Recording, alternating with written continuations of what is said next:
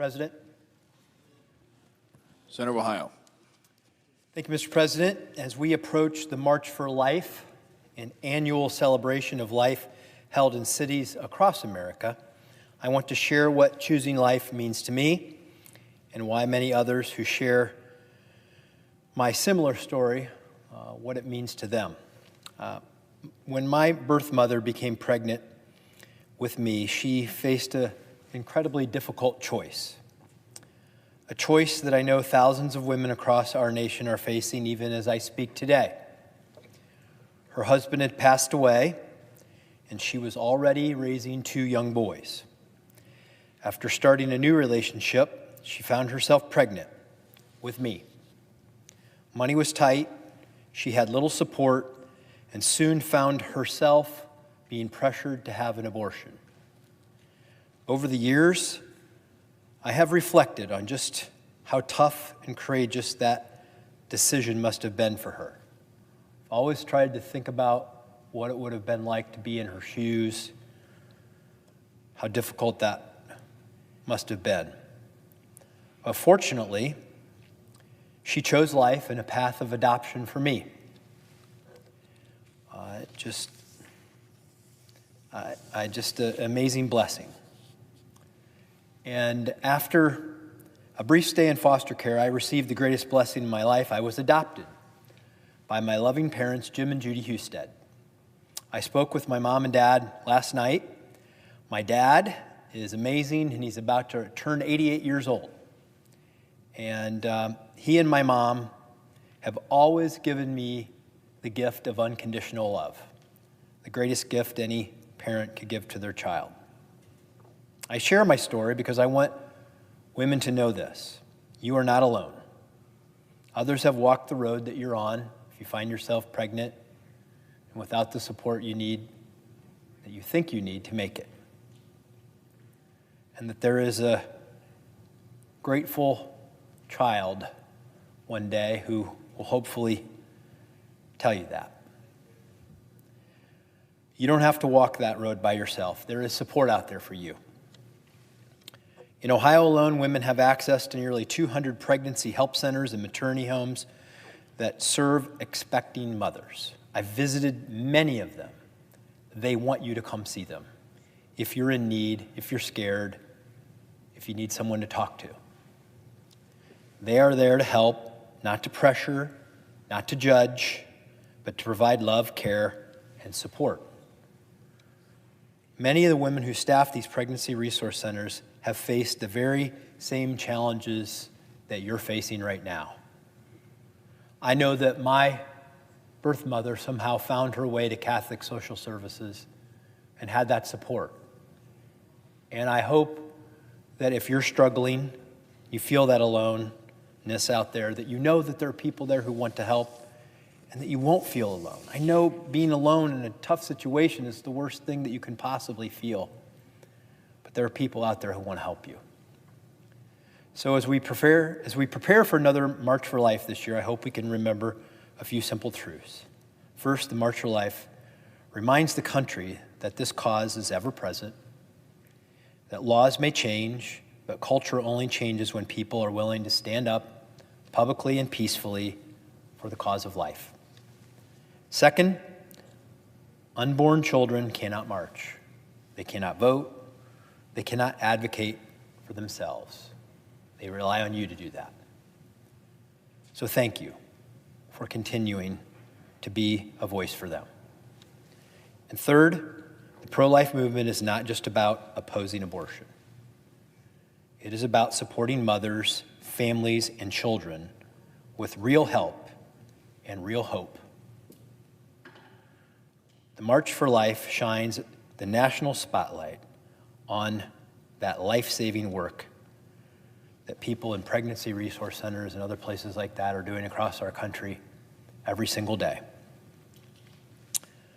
So, as I reflect on my own good fortune and the courageous strength of my birth mother and the gratitude I have for my mom and dad who adopted me and gave me a great life, full of love and full of support, as we prepare for the March for Life, I hope that we will remember those sacrifices, remember the challenges, and do all we can to support those expectant mothers and the children of our nation.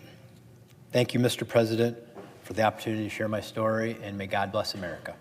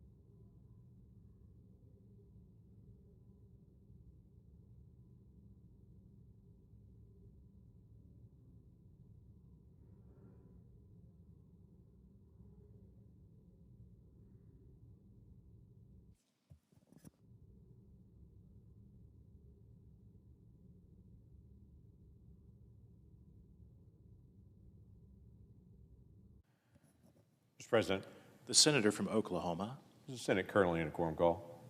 We are not. Thank you, Mr. President.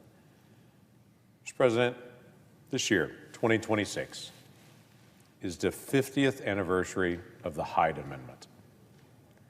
Now, that may not mean a lot to a lot of people, but 50 years ago, the United States Senate, the United States House, and the President of the United States came to a compromise agreement over the issue of abortion. It was a long, drawn-out process, and at the end of that long, drawn-out debate, they came to a compromise agreement that Americans would not have to pay for elective abortions. It didn't outlaw abortion in America, but it said we have disagreements on abortion as Americans, but at a minimum, we should agree American tax dollars should not pay for the taking of human life. That health care is about protecting life, not taking life.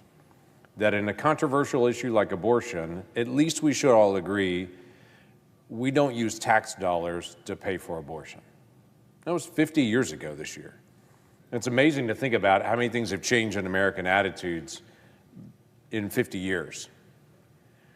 But what hasn't changed is we still haven't come to an agreement about abortion. We still haven't been able to resolve that issue. Now, science has resolved that issue, but we in American values and culture, we have not. Science would say that a child's life begins at conception. That's the moment that the DNA is different than the mom's DNA. Every single cell in the mom's body has the same DNA except for those cells. Those cells are different. They have a unique DNA in the world because that's a different person that's there. The cells are dividing and growing. There's no difference between a child in the womb and a child outside the womb other than time. That's a separate child. Science has settled that issue, but culturally, we haven't been able to settle this issue. Are some children valuable and are some children disposable? Our culture still believes there are some children that are disposable.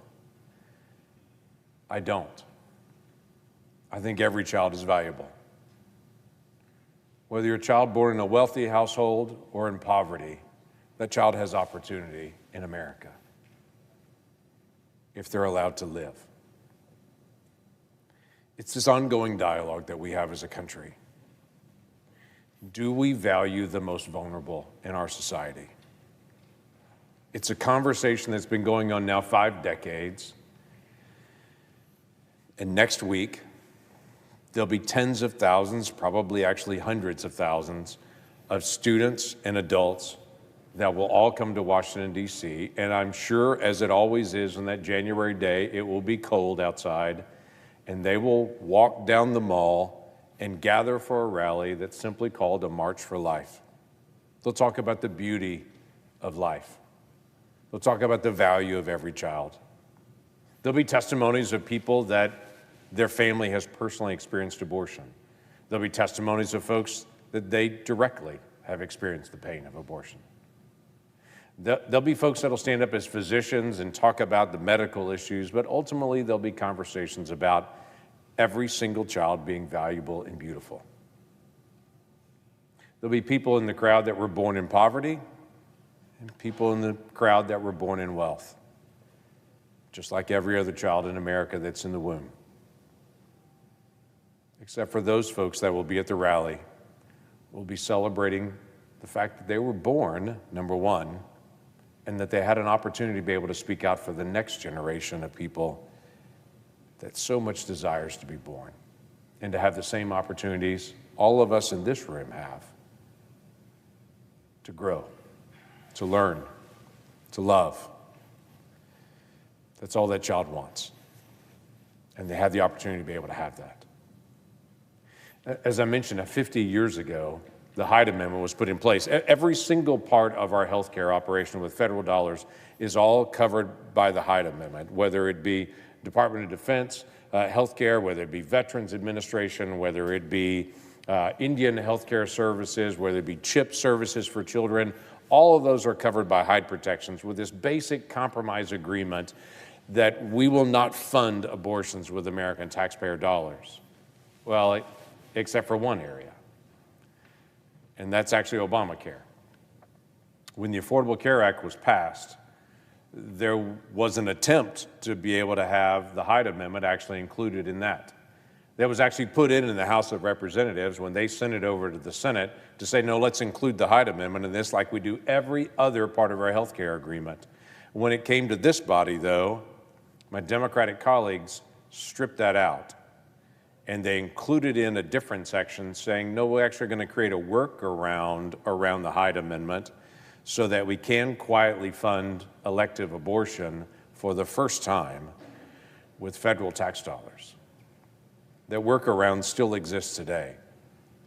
The original agreement in the conversation was that every state would allow some options that would have elective abortions for your health care coverage and some options that you could choose without that. Except now that there's 12, maybe 13 states working that don't allow any option of the Affordable Care Act of Obamacare to be in their state that doesn't also require abortion coverage. So even people that are morally opposed to abortion and the taking of human life, they don't have an option to buy coverage in their state for health care without having abortion coverage built into it. Now the issue became, well, there'll be some kind of set-aside dollars that'll be separate, that you'll have a separate premium that you'll have to pay, and that separate premium will pay for the abortion coverage, except the insurance companies can't actually show where that separate premium is. In fact, after the law passed that required a separate payment for abortion coverage there, so there would be a type of Hyde is what they called it, the Obama administration immediately came out and said, actually the word separate actually means together. I'm not making this up. And so you now have your premiums together, but it's defined as being separate. Only in government can you define separate as meaning together. So we still have this one form of health care in America that violates this 50-year-old compromise. We don't use taxpayer dollars and compel Americans who actually value children to pay for the taking of life of a child. We're still working on that. Ironically enough, there's still an ongoing debate on the Affordable Care Act on Obamacare, still raging in this body even this week. And much of it circles around, is this going to be about health care, or is this going to be about the taking of human life? I have no issue if we're working on health care policy. I have a big issue if we're working on taking the life of an innocent child. There's also an ongoing debate that's happening right now over chemical abortions. Mifepristone, if you want to use the medical term, and there's several generics that are out there as well. This is an abortion drug that is literally now mailed to you without seeing a physician. Now, that didn't used to be so. It is a prescription drug. It's not an over-the-counter drug, and it's a prescription drug for a reason, because it has very, very serious side effects. But this prescription drug, under COVID time period, the Biden administration said, you know, there's a COVID crisis. People can't get in to see their doctor right now, so we'll allow them just to call in, and there'll just be this medicine mailed to them. And so for the first time, suddenly mifepristone, that actually causes an abortion for a woman, that drug is now being mailed without ever seeing a doctor. Now, some folks say, well, that's no big deal. It's used all the time, so it must be completely safe. In fact, my favorite term that I hear, and I hear it even from some folks in this body, is mifepristone is as safe as Tylenol. I've heard that so many times. It's as safe as Tylenol, it's as safe as Tylenol, it's as safe as Tylenol. Well, let me start with some basics. When you take a Tylenol, it doesn't take a child's life. So mifepristone, by design on the label, takes the life of a child. So let's just start there. The second issue, though, is also interesting. If you follow the label instructions for mifepristone and take it exactly as it is labeled, and if you take a Tylenol and take that exactly as it's labeled, If you take mifepristone, though, you are 8,000 times more likely to end up in the hospital than taking a Tylenol. Let me run that past you again.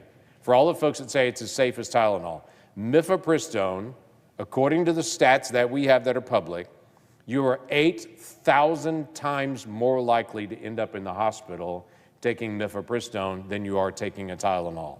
Stop saying it's as safe as Tylenol. The facts do not bear that out. It's not. Mifepristone also has a strong likelihood and a side effect of causing infertility among women that have, the baby has a different blood type than the mom, and if the combination's not correct, the mom then suffers from infertility the rest of her life. Now, if you go see a doctor, they can tell you that. But if you just get it in the mail, you have no idea.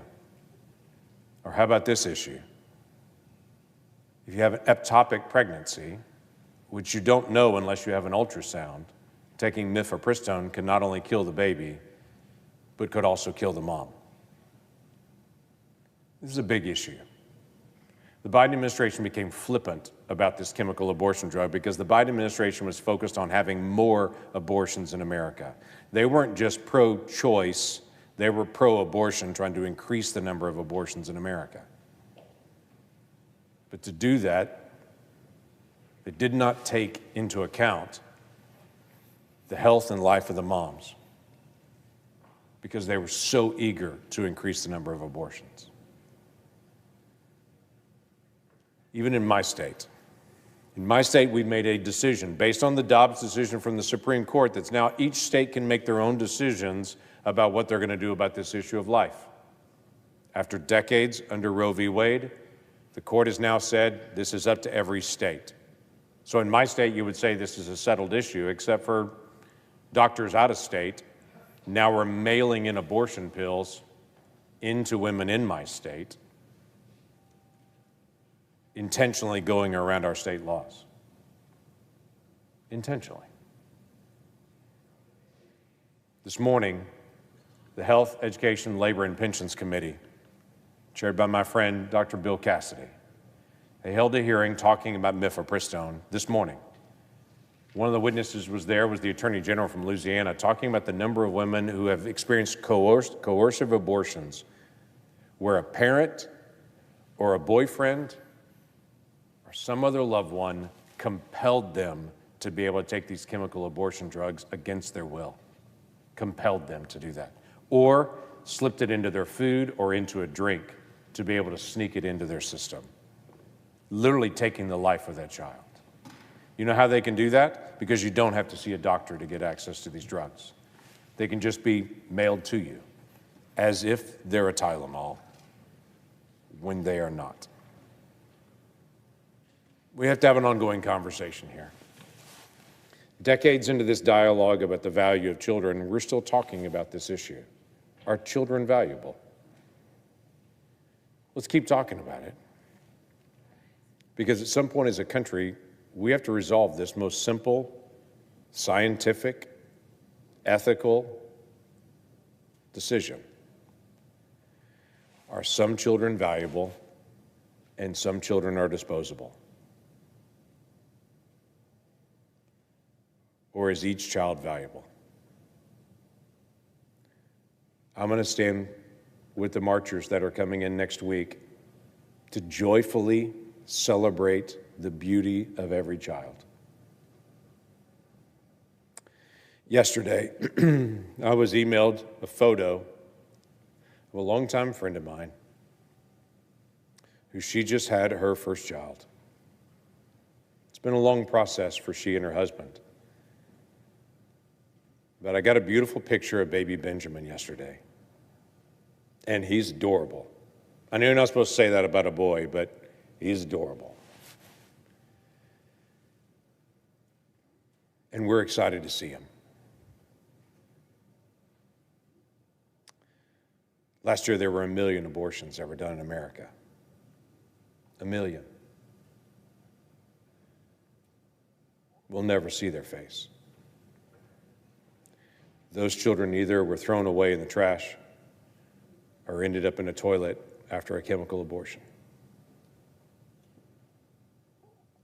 What's the difference between those two children? Not a thing. Not a thing.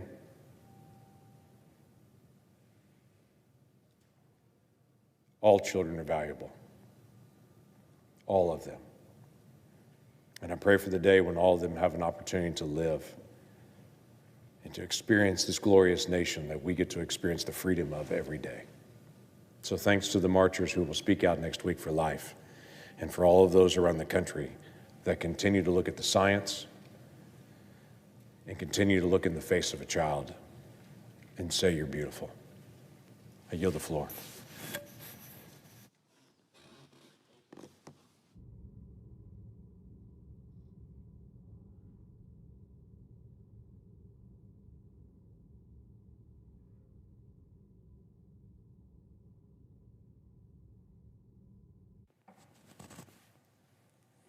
Mr. President. The senator from Maryland. Thank you, Mr. President. I rise as the ranking member of the Commerce, Justice, Science, and Related Agencies Appropriations Subcommittee, known around here as CJS, to discuss the funding of critical national programs provided to those agencies for fiscal year 2026. This is one of the appropriation bills that's before the Senate right now. And I want to thank Senator Moran, the chairman and my partner on the CJS subcommittee, and his staff, Brian Daner, Kevin Wheeler, and Rachel Taylor, for working closely with me and my team to produce this important final bill for consideration of the Senate. And I want to thank House CJS Chairman Hal Rogers and Ranking Member Grace Meng and their staffs as well. This bill is the result of many long days and nights of tough negotiations over the holidays, including a very productive call among the four of us on New Year's Eve to broker a final deal on the bill's remaining and outstanding items. And this bill has already overwhelmingly passed the House of Representatives. The CJS Appropriations Agreement meets the allocation that was given to our subcommittee of $78 billion in discretionary spending. It rejects the very deep and reckless cuts proposed in the president's budget. At the same time, it's not much higher than the 2025 continuing resolution. So basically flat funding, even as needs have grown in these important programs. So we had to make tough decisions when it came to what programs to cut and what to protect. But Senator Moran and I were able to work together with our House colleagues in a bipartisan way to do our best to make those decisions. I must say, this is not the bill I would have written if I were doing it on my own, but it is the result of negotiations. And as we know, Republicans currently control every branch of government. Majorities in the House and the Senate, and of course, control of the White House. But this bill, while not what I would have written alone, will ensure